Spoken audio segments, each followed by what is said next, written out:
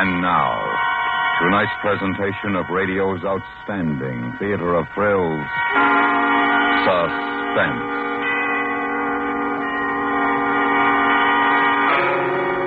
Tonight, we bring you the true story of 5 polar explorers and their race against death. We call it The Diary of Captain Scott. So now, starring Ben Wright, here is tonight's suspense play, The Diary of Captain Scott.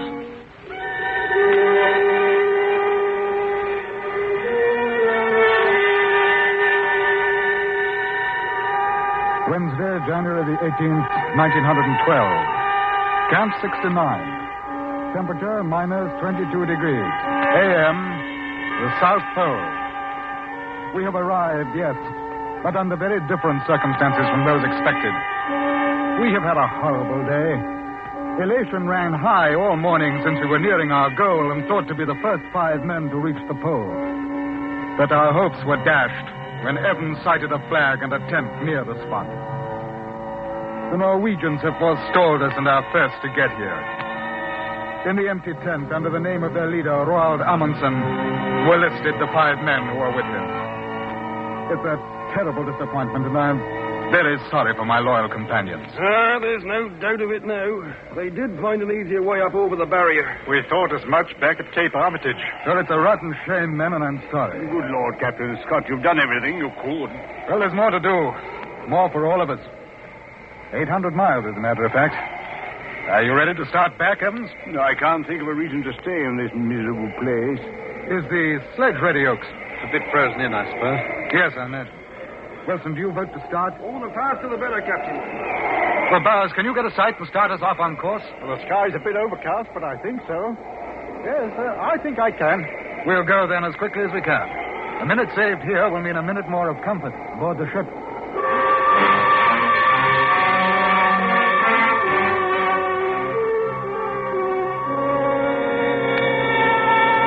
January the 18th.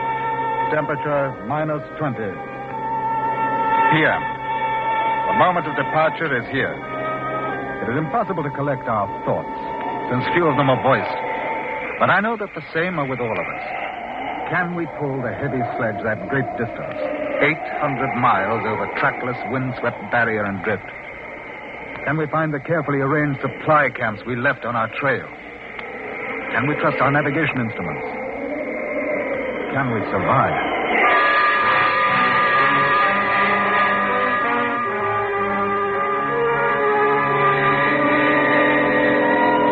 January the 20th, night camp.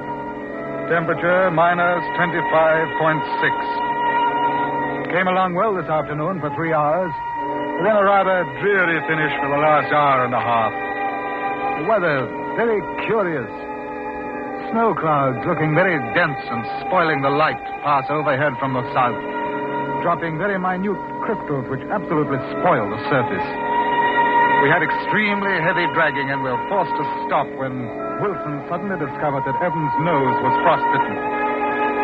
There's no doubt that Evans is a good deal run down. His face and hands are badly blistered. Oakes, too. Now Bowers comes into the tent to report his last sighting. I can't get an accurate one with this sky. I don't like it. I don't like it either. What do you think it means? The weather's breaking up? I don't know, Oates. How accurate was your sight, Bowers? I can't be sure. I should say that if we aren't on our line of march, that we're very close. A few points could be quite important. I know, but our next camp is no more than 7 miles. Well, that simply means that we're 7 miles off schedule. I'd planned to be there tonight. I can go on, Captain. I feel better now. No, Evans, no. We'll stay the night and get up early in the morning. But we must have fewer delays.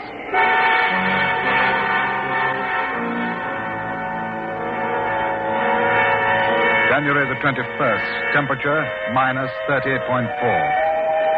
This morning, while freeing the sledge from ice, Evans slashed his hand. I'm afraid the poor chap is in for trouble. As wounds will not close in this cold, and we absolutely cannot spare the time to camp, as our rations are very low, as well as our fuel.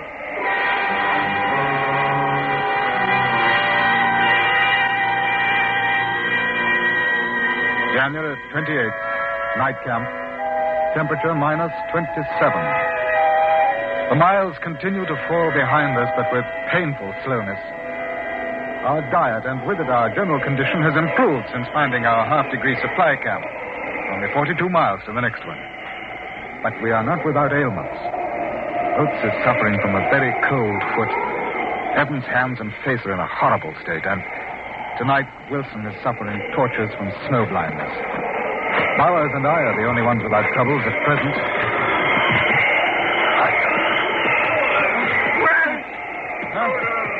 I've got to rest.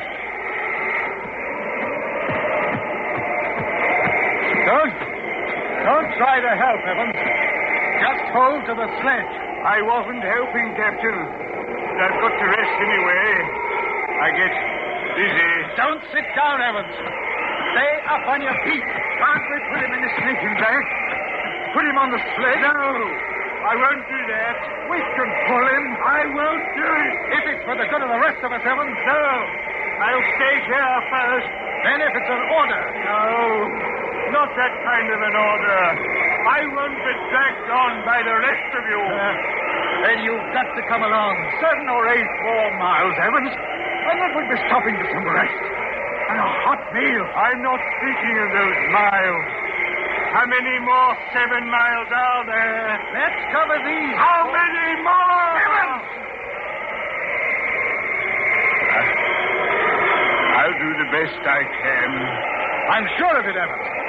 And everything will be all right. Yes, sir. All right. Now, there'll be hot food in a few more hours. Let's move on.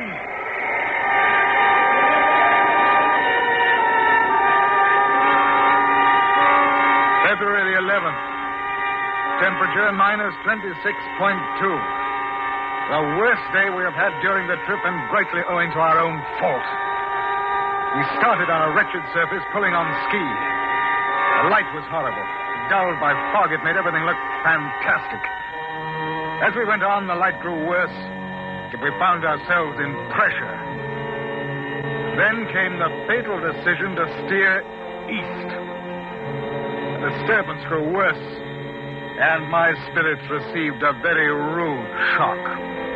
The farther we plunged ahead, the less possible it seemed that we could find a way out. We struggled until 9 p.m. and could do nothing more but make camp.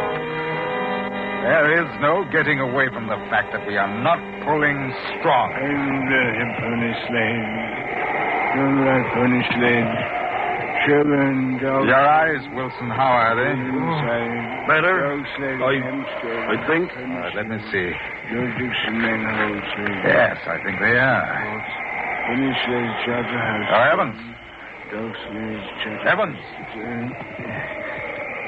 Yes. What do you say? Was I saying something?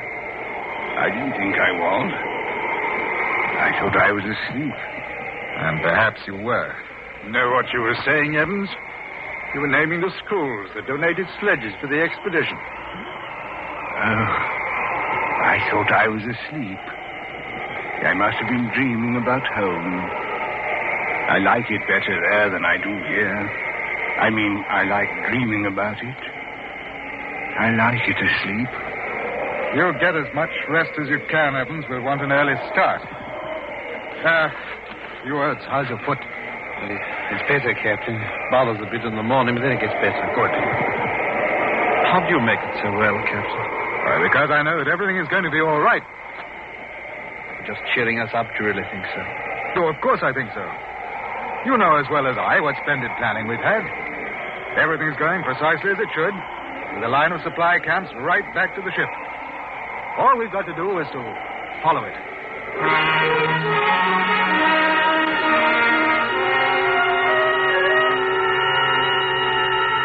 February the 17th. A very terrible day, although we got out of the turmoil. Evans looked a little better after a good sleep and declared that he was all right.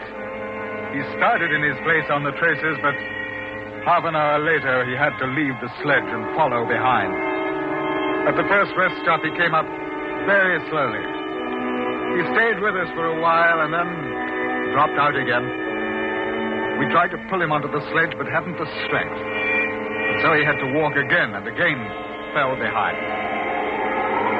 At lunch camp, we saw him coming far astern. And when we looked again, he had fallen. Evans? Evans? Is he alive? Wait.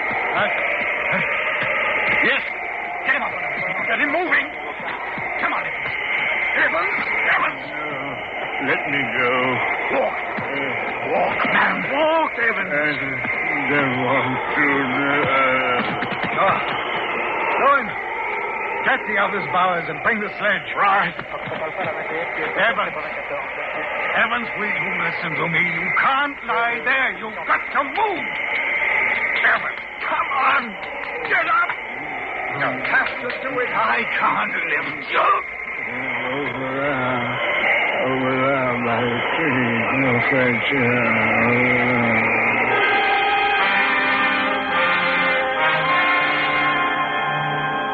And we got him into the tent. He was quite comatose. And he died quietly at 12:30 p.m. It is a terrible thing to lose a companion that way. His passing is a frightfully personal thing to each of us. As is usual, our doubts and fears are not voiced.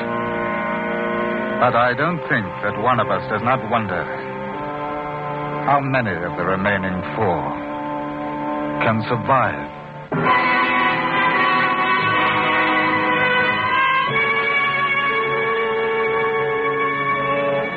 February the 22nd, night camp. Temperature minus 22.9. There is little doubt that we're in for a rotten, critical time going home. In the lateness of the season, they make it really serious. We never won a march of 8.5 miles with greater difficulty than we did today. We have come now a bit more than half the distance, which leaves almost 400 distressing miles of dragging still before us. On the bright side, we found another supply camp and have 10 full days of provisions and have less than 70 miles to the next camp.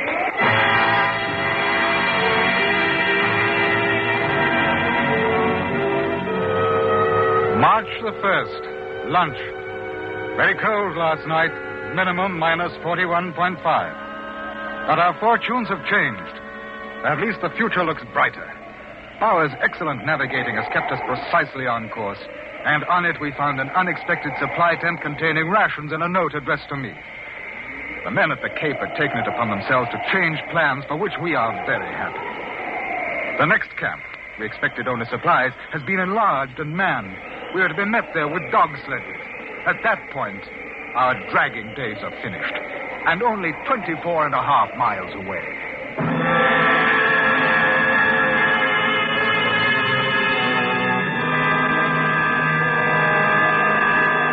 March the 2nd, night camp. All the elation of yesterday has been crushed. Misfortune rarely comes singly.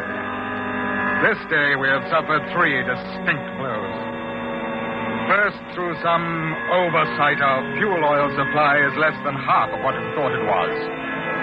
Second, Titus Oates disclosed his feet. They show very bad indeed. They'll never be saved. Lastly, the weather has turned on us. Blizzard conditions are extreme. We are in a very tight place indeed.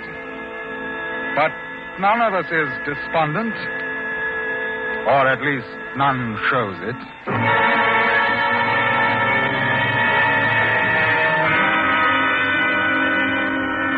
March the 10th. Things steadily going downhill. Midday. Minus 43. Blizzard still with us. Oates unable to go on, so I camped at noon. I've covered only 11 miles in the 8 days past.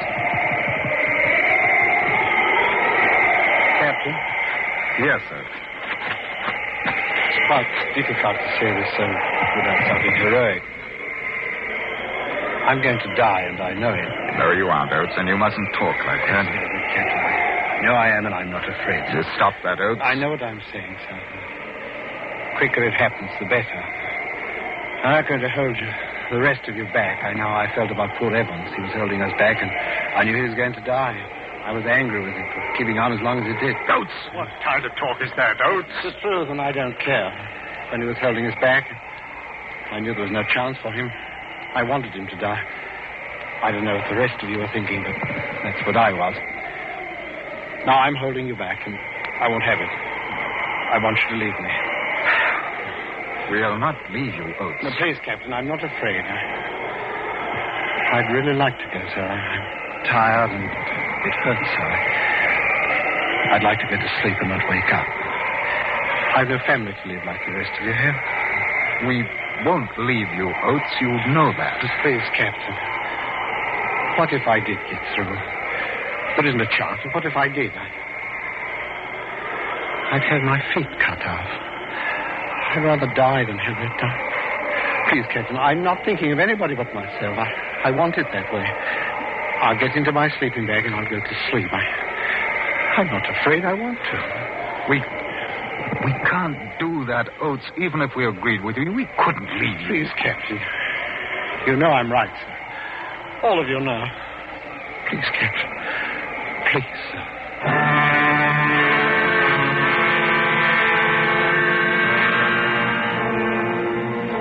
March 16th or 17th. I've lost track of dates, but I think the last is correct. Poor Titus Oates is gone. Should this journal be found, I want these facts recorded. This was his end. He woke in the morning yesterday. It was blowing a blizzard. He said, I'm just going outside. Shan't be long. He went out into the blizzard. And we have not seen him since.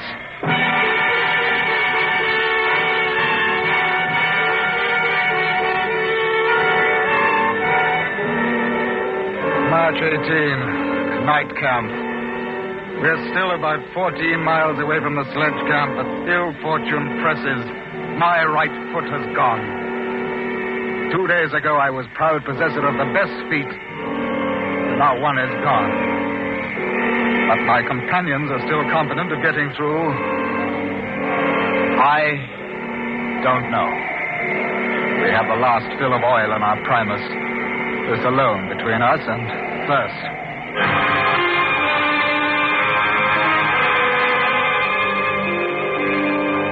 March the 21st. Got within 11 miles of dog sledge camp yesterday, but blizzard forced us to lie up. We cannot move against it. We do not dare to leave the tent. We would surely die if we did. If conditions do not...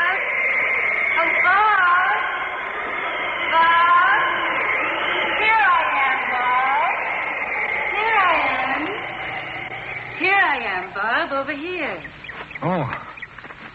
I didn't see you. It's so nice in the sun, I thought I'd sit out for a bit.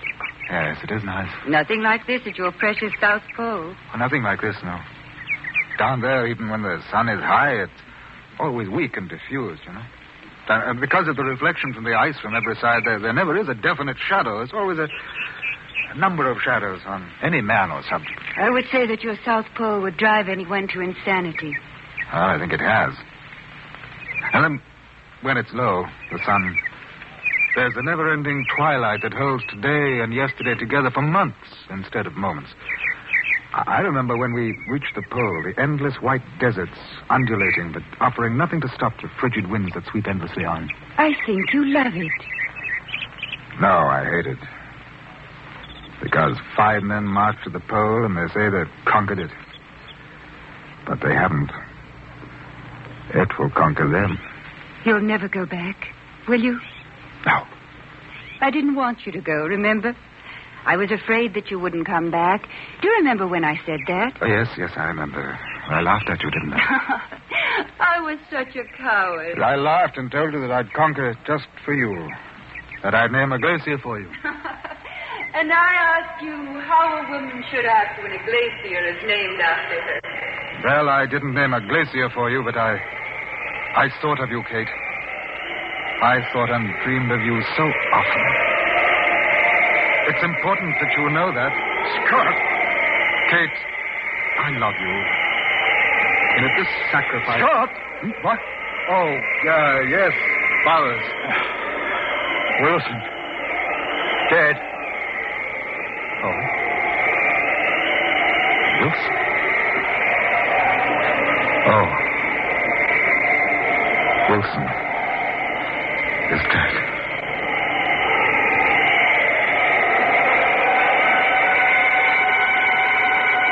March the 29th. Since the 21st, Bowers and I, surviving Wilson, have had a continuous gale and blizzard from west-southwest and southwest. We had fuel to make 2 cups of tea apiece and bare food for 2 days on the 20th. Every day we've been ready to start for the dog sledge camp 11 miles away. But outside the door of the tent, it remains a scene of whirling drift. I do not think we can hope for any better things now. We shall stick it out to the end, but we are getting weaker, of course. And the end cannot be far. It seems a pity, but I do not think that I can write much more. This rough journal and our dead bodies must tell the story. In dying, we are no more than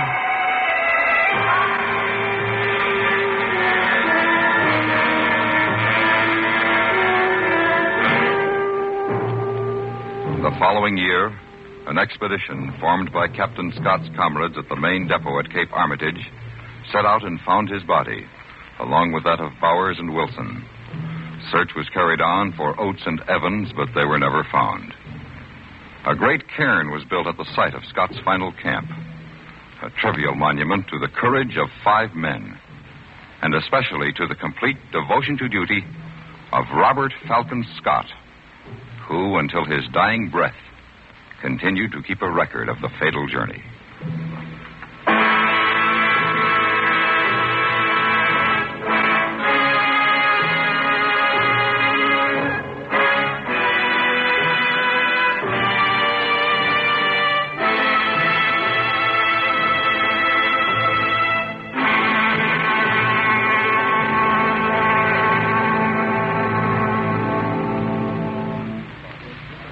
Suspense, in which Ben Wright starred in tonight's presentation of The Diary of Captain Scott.